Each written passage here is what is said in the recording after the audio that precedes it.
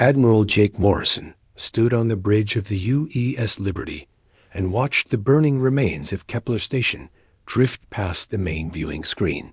3 years ago, it had been home to 50,000 people. Now it was nothing but twisted metal and floating debris. The Zephyrian Empire had struck again, and this time they had hit one of humanity's most important colonies. Commander, Lisa Blake walked up to him with a datapad in her hands. Her face was pale, and her voice shook slightly as she spoke. Admiral, long-range sensors are picking up something big. The Zephyrian Grand Fleet is moving toward our position. We count over 10,000 ships, sir. Jake took the datapad and studied the numbers. 10,000 ships. The largest fleet humanity had ever faced. Leading them was War Prince Kethvar himself, the Emperor's own son. The Zephyrians had never sent such a massive force against humans before. It meant they wanted to end this war quickly and completely. How long until they reach us? Jake asked. 18 hours, sir. Maybe less if they push their engines hard. Jake nodded and handed the pad back to her. 18 hours to prepare for what might be humanity's final battle. He looked around the bridge at his crew. These men and women had followed him through 3 years of running battles against the Zephyrian Empire. They trusted him to find a way out of impossible situations. He just hoped he could do it one more time that the communication system crackled. To life. Captain Danny Rodriguez's voice came through, filled with static from the battle raging around his ship. UES Liberty, this is the Guardian. We're taking heavy fire from Zephyrian destroyers. My ship is badly damaged, but we're still fighting. The civilian evacuation ships are almost clear of the system. We just need a few more minutes. Jake grabbed the communication device. Guardian, this is Admiral Morrison. Fall back to our position. That's an order. Negative, sir. If we leave now, the evacuation ships won't make it. My crew knew the risks. When we signed up for this job, we're going to buy those civilians the time they need. The communication went silent for a moment. Then Danny's voice came back, calmer now. Admiral, it's been an honor serving under your command. Tell my wife I love her. Guardian out. The communication system went dead. On the tactical display, the dot representing the Guardian flickered once and then disappeared. Danny Rodriguez and his crew of 200 men and women had just given their lives to save civilian refugees. Jake felt a familiar anger building inside him. The Zephyrians would pay for every human life they had taken. Lisa Blake's voice interrupted. His thoughts. Sir, we're receiving a priority message from Earth. President Helen Carter wants to speak with you directly. The main screen changed to show President Carter sitting in the Oval Office.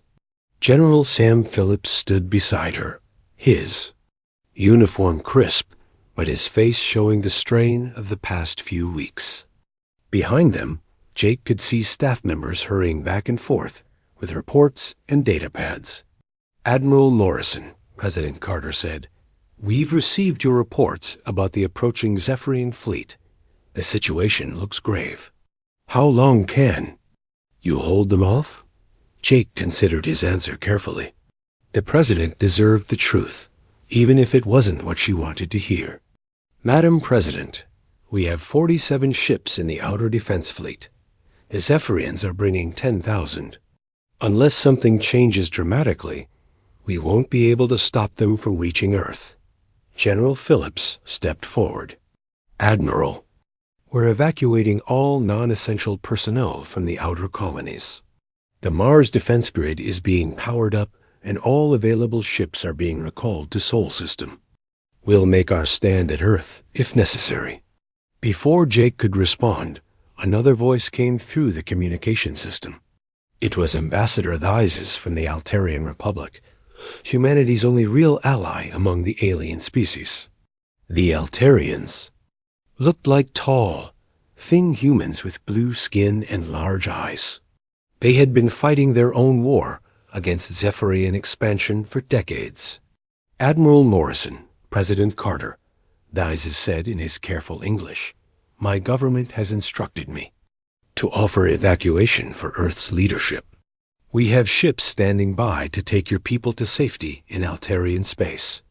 President Carter's jaw tightened. "Thank you, Ambassador. But we won't be running. Humanity will face this threat together, here in our home system." "I understand," Dizes replied. "We had hoped you would say that. The Altarian fleet will stand with you when the Zephyrians arrive." Jake knew the Altarians only had a few hundred ships, but every ally counted. Still, even with Altarian help, the odds were terrible. Around the galaxy, other alien governments were probably already preparing statements expressing their sorrow at humanity's coming destruction. The Centauri Federation, the Vegan Collective, and the Syrian Trade Union all maintained careful neutrality when it came to Zephyrian expansion. They had learned long ago that it was safer to look the other way. When the Empire decided to conquer a new species, the communication with Earth ended, and Jake found himself staring out at the stars. Somewhere out there, War Prince Kethfer was leading the largest fleet in Zephyrian history toward Earth. The prince probably expected to find a desperate human defense force protecting their homeworld. He expected to add humanity to the long list of species the Zephyrian Empire had conquered and enslaved. Lisa Blake approached him again, this time with a different expression on her face. "Sir, we're receiving a coded message from deep space. It's using encryption protocols I've never seen before." Jake took the message and read it quickly. Then he read it again, hardly believing what he was seeing. A slow smile spread across his face. War Prince Kethfer was in for the surprise of his life. "Commander Blake," he said, "send a message to all ships in the fleet. Tell them to begin falling back toward the Sol system. And send a priority message to Earth. Tell them the real war is about to begin, far out in the asteroid belt between Mars and Jupiter. Automated mining facilities that had operated quietly for decades suddenly began changing their operations. Massive construction that had been hidden for years started moving toward predetermined positions. The truth that no alien species suspected was about to be revealed. Humanity had been preparing for this moment far longer than anyone could have imagined.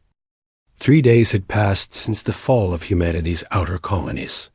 War Prince Kethfer stood on the command deck of his flagship, the Crimson Destroyer, and studied the reports coming in from his scout ships.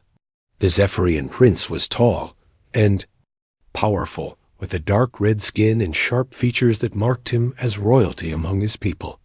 His black eyes showed no mercy as he read about the destruction his forces had brought to the human settlements.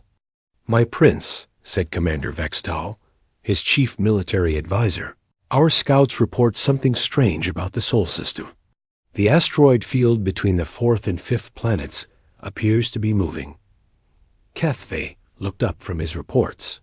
"Moving?" "Explain. The asteroids are changing position, my prince.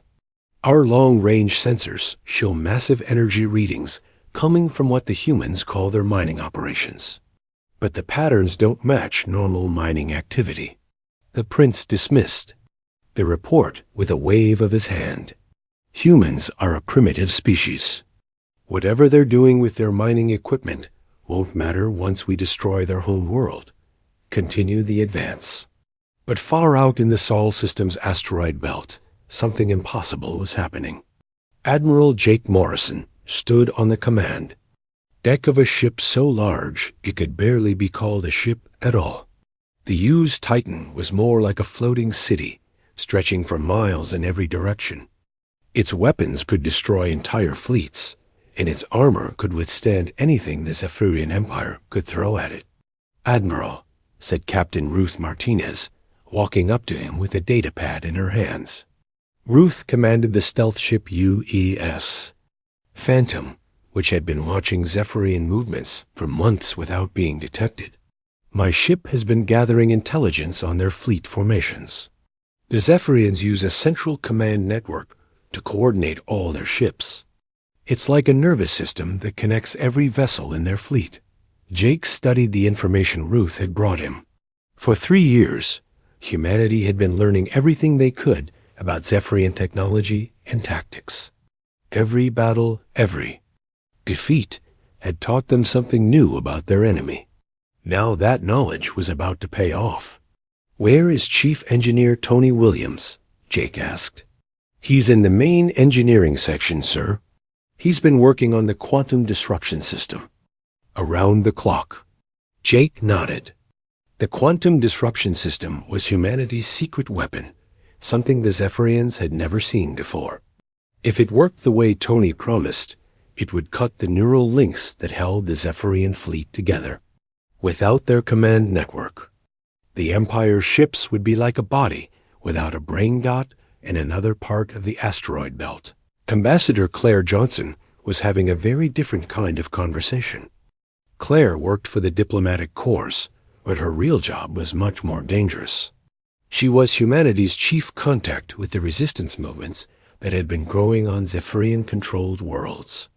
"The Corvanian underground is ready," said Grixtel, the fierce warrior who led the resistance on his home world.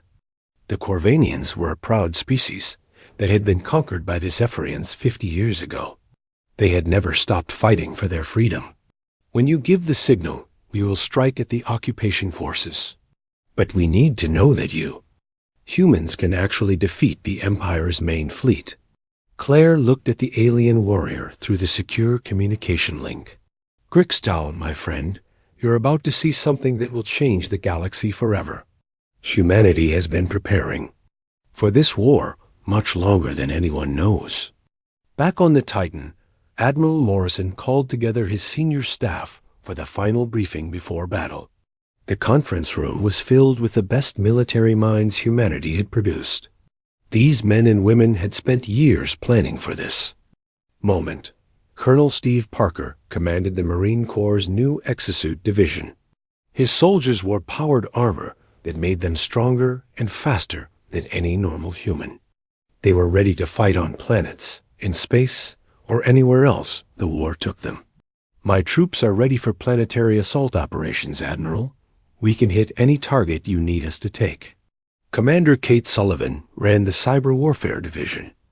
Her people had been quietly infiltrating Zephyrian computer networks for months, planting viruses and backdoors that would activate when the fighting started. "Sir, we have access to their communication systems.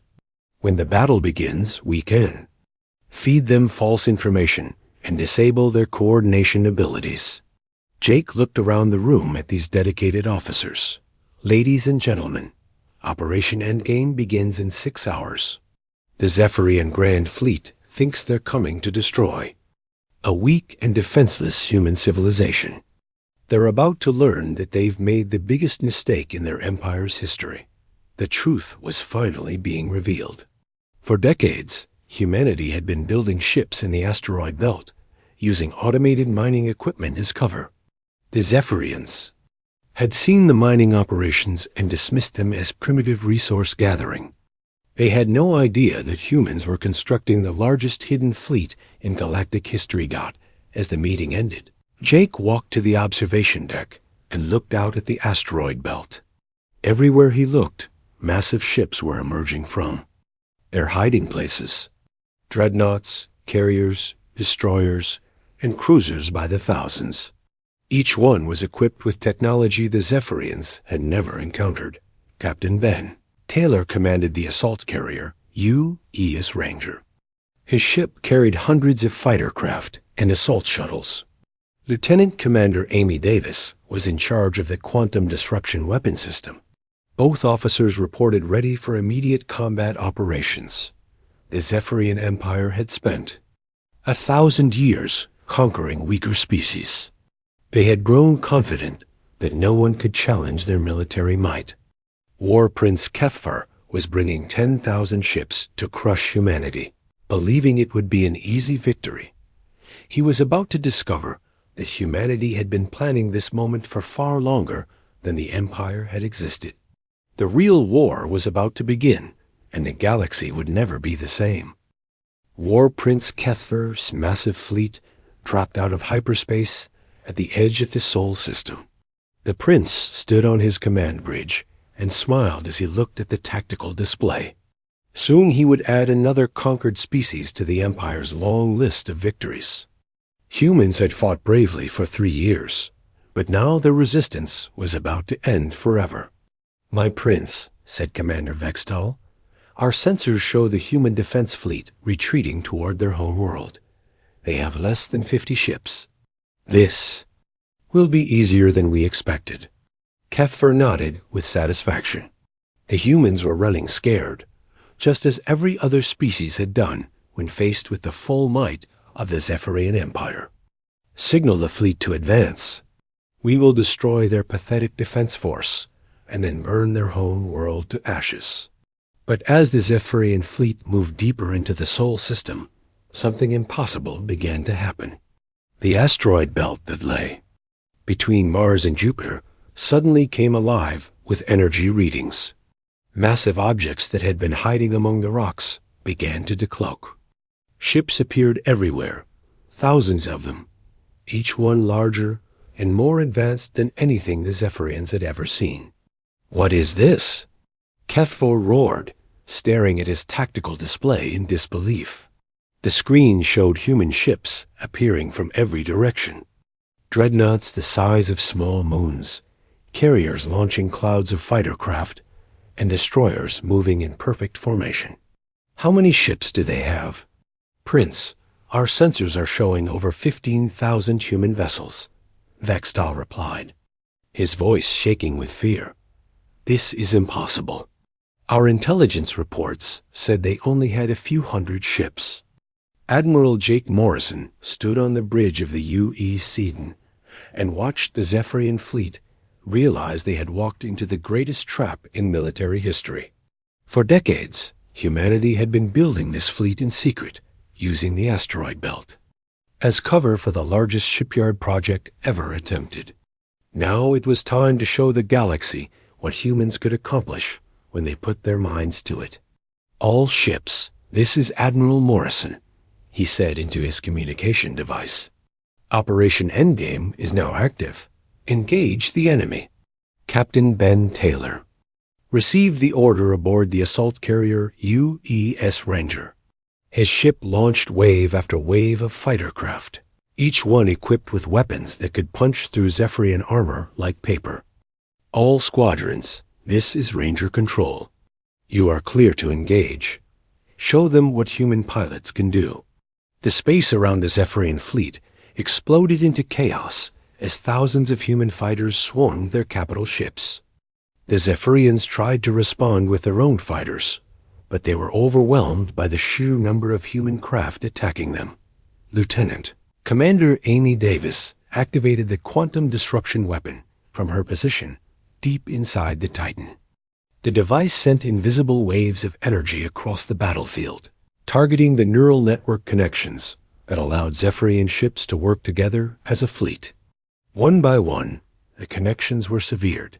On the bridge of the Crimson Destroyer, Kethver watched in horror as his fleet began to fall apart. Ships that had been moving in perfect formation suddenly broke ranks. Captains who had been receiving orders from the command network found themselves cut off and confused. "Commander Vextal, what's happening to our ships?" the prince demanded. "The neural links are being disrupted, my prince. Our captains can't communicate with each other or coordinate their movements. It's like our entire fleet has been blinded." At the same time, on worlds throughout the galaxy, the prearranged signal triggered massive uprisings. Commander Joe Fisher led a joint team of human special forces and alien rebels in an assault on Proxima 7, one of the Empire's most important military bases. The Zephyrian garrison had been expecting to deal with primitive rebels armed with basic weapons. Instead, they faced soldiers equipped with advanced human technology. "Move, move, move," Joe shouted as his team stormed the main command center. His soldiers wore powered armor that made them nearly invulnerable to Zephyrian weapons. Behind them came Corvanian warriors led by Grixdal, finally getting their chance for revenge against their oppressors. The Zephyrian commander of Proxima 7 tried to call for reinforcements, but found that his communication systems had been compromised by human cyber warfare specialists.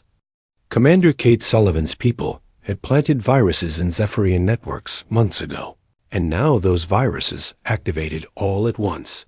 Back in the Sol system, the battle was turning into a complete disaster for the Zephyrian Empire.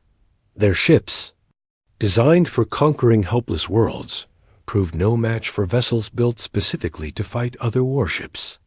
Human captains who had studied Zephyrian tactics for years exploited every weakness in their enemies' formations.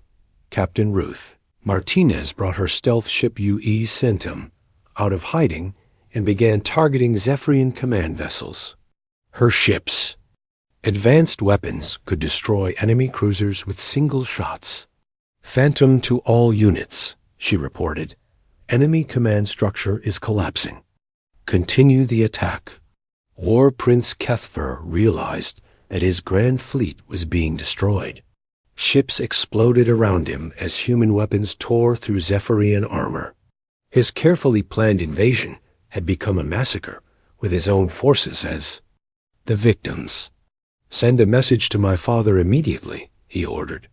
"Tell Emperor Zethkar that we need reinforcements. All available ships must be sent to Sol system at once." The communication officer worked frantically to establish contact with the Empire's home worlds. When the connection was finally made, the prince spoke directly to his father. "Father, the humans had a trap waiting for us. They have more ships than we ever imagined. I need the entire Imperial fleet to defeat them." Emperor Zethkar's response came back quickly, filled with rage and disbelief. "You have failed me, my son. But the Empire will not be defeated by these primitive humans. I am mobilizing every ship we have. 50,000 vessels will be sent to crush humanity once and for all." The communication ended, and Kethfer looked around his damaged bridge. Half his fleet was already destroyed, and the rest was in full retreat. The humans had achieved something no species had ever done before. They had defeated the Zephyrian Empire in open battle, but Admiral Morrison knew this was only the beginning. The real test would come when Emperor Zethkar arrived with the full might of the Imperial war machine. Humanity had won the first round, but the war was far from over. Emperor Zethkar stood in the war room of his massive palace on the Zephyrian homeworld. The Emperor was ancient by his species' standards, having ruled the Empire for over 200 years. His red skin was darker than his son's, marked with ritual scars that showed his many victories in battle. But today, for the first time in his long reign, he faced the possibility of defeat. "How many ships do we have available?" he asked his military advisors. 50,000 vessels, my emperor," replied Admiral Corval, the supreme commander of all Zephyrian forces. "Every ship from every world in the Empire. We have never assembled such a massive fleet before." The emperor nodded grimly. "Good. These humans think they are clever, but they have no idea what the full might of our empire looks like. We will destroy them completely and use their world as an example to any other species that thinks they can challenge us." But millions of miles away, Director Paul Jackson sat in a secret facility deep underground on Earth. Paul ran humanity's intelligence network, a vast system of spies and monitoring stations that watched every move the Zephyrian Empire made. His people had been tracking the Imperial fleet's movements for days. "The entire Zephyrian war machine is on the move," he reported to Admiral Morrison over a secure communication link. 50,000 ships from across their empire. They're all heading towards Sol system. Jake Morrison studied the intelligence. Reports from his position aboard the UES Titan. The Zephyrian Emperor was making exactly the mistake humanity had hoped he would make. By bringing every ship he had to one location, He was putting all his military power in a single place where it could be destroyed at once. "Captain Lisa Monroe," Jake called to the commander of the deep space reconnaissance ship UES Voyager. "What can you tell me about their formation?" Lisa had been tracking the approaching Imperial fleet for 3 days. Her ship's advanced sensors could detect enemy movements from incredible distances without being spotted. "Admiral, they're advancing in a massive block formation. It looks like they want to overwhelm us with pure numbers. The formation is designed to look impressive and scary, but it makes them vulnerable to area effect weapons." Jake smiled. The Zephyrians were still thinking like conquerors, not like soldiers fighting an equal opponent. They wanted to frighten humanity into surrender with a show of overwhelming force. Instead, they were giving the human fleet the perfect target. "Dr. Nina Bell," Jake said, speaking to his chief scientist through the communication system. "Are the antimatter mines ready?" "Yes, Admiral," Nina replied from her laboratory. "We've placed them throughout the hyperspace corridors leading to Sol System. When the Zephyrian fleet drops out of hyperspace, they'll fly right into the minefield. The explosions should destroy thousands of their ships in the first few seconds." While the space fleets prepared for battle, Major Alex Wright was leading a ground assault on Kepler Prime, one of the most important Zephyrian fortress worlds. Alex commanded a unit of enhanced Marines, soldiers wearing powered armor that made them faster and stronger than any normal human. Their mission was to rescue millions of human prisoners who had been taken during the 3-year war. "All right, people," Alex said to his troops as their assault ships approached the planet's surface. "Intelligence says there are over 2 million human prisoners in the labor camps on this world. We're going to get them out. The Zephyrians won't be expecting an attack here because they think all our forces are defending Earth." The Marine assault ships landed near the largest prison camp under cover of darkness. Alex's soldiers moved through the facility like ghosts, their advanced equipment allowing them to disable guards and security systems without raising an alarm. The AI-controlled combat drones that Dr. Nina Bell had designed moved alongside the Marines, providing perfect coordination between human intuition and machine precision. "Major Wright," came a voice over his communication system, "this is Captain Lisa Blake aboard the Liberty. We're monitoring Zephyrian communications, and they have no idea you're on Kepler Prime. You have complete tactical surprise." Alex nodded. As his team reached the main prison compound, inside, thousands of human prisoners looked up in amazement as armored Marines began cutting through the cell doors. Many of the prisoners had been held for months or even years. They had given up hope of ever seeing home again. "Is this real?" asked one prisoner, a woman who had been captured during the attack on New Geneva Colony. "Are we really being rescued?" "Yes, ma'am," Alex replied, helping her to her feet. "The war is turning in our favor. We're going to get you home." The rescued prisoners provided valuable intelligence about Zephyrian military capabilities. They had been forced to work in weapons factories and shipyards, giving them detailed knowledge of Imperial technology and production methods. This information was immediately transmitted to Admiral Morrison's fleet. Back in space, the Second Battle of Sol was about to begin.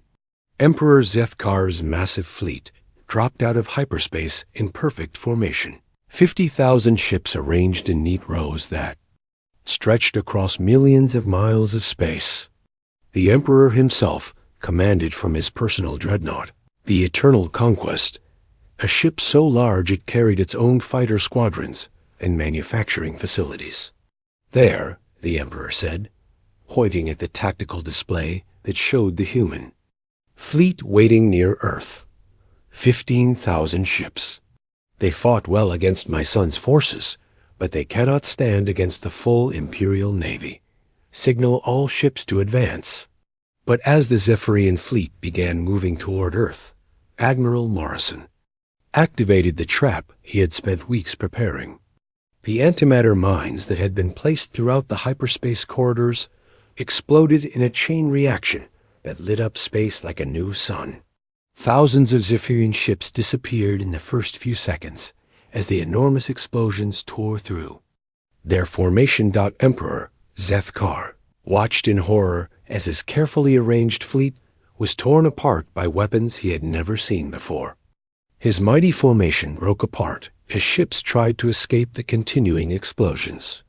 In minutes, he had lost more vessels than the Empire had lost in the previous century of conquest. "Impossible," he whispered, staring at the tactical display. "How did they do this?" His ship, the Eternal Conquest, found itself surrounded by 12 human supercarriers, each one larger than any Zephyrian vessel.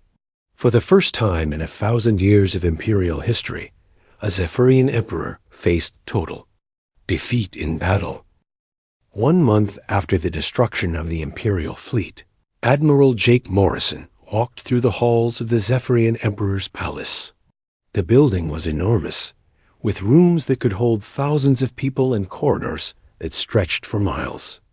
But now it served as the headquarters for humanity's occupation forces, rather than the center of a galactic empire.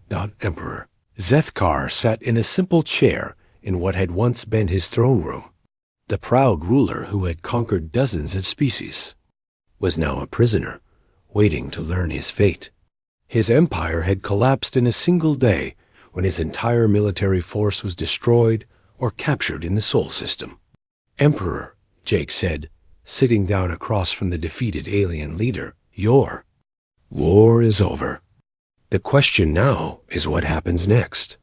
Zethkar looked up at the human admiral with tired eyes. "You have won a great victory.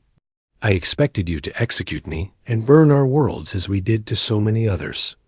Jake shook his head. "That's not how humans do things. We're not interested in revenge. We want to build something better than what your empire created." Around the galaxy, the change was happening quickly. Captain Derek Stone commanded the occupation forces on the Zephyrian homeworld. He had expected to face angry civilians and violent resistance. Instead, he found a population that seemed almost relieved that the war was over. "Admiral Morrison," Derek reported over the communication system, "the civilian population is surprisingly cooperative. Many of them tell us they were tired of the constant wars of conquest. They want peace and stability, not more fighting." This reaction was repeated on world after world throughout the former empire. The Zephyrian people had grown weary of their government's endless military campaigns. They had lost sons and daughters in wars against species they had never heard of, fighting for territory they would never see. Now that the wars were over, many of them were ready to try a different way of life. Ambassador Linda Pierce had the difficult job of creating new relationships with the alien species that had watched humanity's victory. Linda had been appointed as humanity's first galactic representative, and she was meeting with ambassadors from dozens of different worlds. "The Centauri Federation wishes to establish formal diplomatic relations," said Ambassador Kelthin, a tall alien with silver skin and multiple arms. "We were wrong to remain neutral during the war. Humanity has shown that it's possible to defeat tyranny." Similar messages came from the Vegan Collective, the Syrian Trade Union, and many other governments. Species that had been too afraid to oppose the Zephyrian Empire were now eager to join with humanity in creating a new galactic order. The Altarian Republic, humanity's loyal ally during the Dark Years, became the first member of what would eventually be called the Terran Federation. Ambassador Thizes met with Linda Pierce to sign the agreement that would bind their two species together as equals. "Your people kept faith with us when no one else would," Linda told Thizes during the signing ceremony. "The Federation will always remember that loyalty." But the real challenge was not dealing with allies. It was managing the complex task of rebuilding a galaxy that had been shaped by 1,000 years of Zephyrian rule. Commander Eric Murphy had been appointed as military governor of the former empire's core systems. His job was to maintain order while preventing the revenge killings that often followed the collapse of oppressive governments. The key, Eric explained to his staff, is to focus on building the future rather than punishing the past. We need to show the former imperial worlds that they have more to gain from cooperation than from conflict. This approach proved to be exactly right. On world after world, species that had been conquered by the Zephyrians chose to join the growing Terran Federation voluntarily. They saw that humanity offered them something the Empire never had, the chance to govern themselves while being part of something larger. The Corvanian underground leader Grixtal became the first governor of his liberated home world. For 50 years we fought for freedom, he said at his inauguration ceremony. Now we have the chance to build the kind of society we always dreamed of. Similar scenes played out across the galaxy as former resistance fighters became leaders of their own governments. The Federation provided support and resources, but each world was free to choose its own path forward. Dr. Nina Bell worked with scientists from dozens of species to share technology and knowledge. The advanced weapons that had won the war were quickly converted into tools for exploration and construction. Antimatter that had destroyed Zephyrian fleets now powered ships that carried trade goods between worlds. 1 year after the fall of the Empire, Admiral Morrison stood on the bridge of the UES Unity, humanity's new flagship. The ship was crewed by humans and aliens working together as equals. Captain Rachel Ford, his new chief of staff, was herself half human and half Altarian, representing the new cooperation between species. Admiral, Rachel reported, the last of the former Imperial worlds has voted to join the Federation. The transition is complete. Jake looked out at the peaceful trade routes that had replaced the empires. Military corridors. Merchant ships from 100 different worlds carried goods and passengers between systems that had once been separated by war and conquest. The galaxy had entered a new age of cooperation and growth. You know, Jake said to Rachel, I think we did something remarkable here. We didn't just win a war. We proved that there's a better way for civilizations to interact with each other. The Terran Federation continued to grow as more species chose to join voluntarily. Humanity had become the dominant power in the galaxy, but not through conquest. They had achieved their position by offering something better than what had come before. A chance for every species to reach its full potential while working together toward common goals. The age of empire was over. The age of cooperation had begun, and the galaxy would never be the same.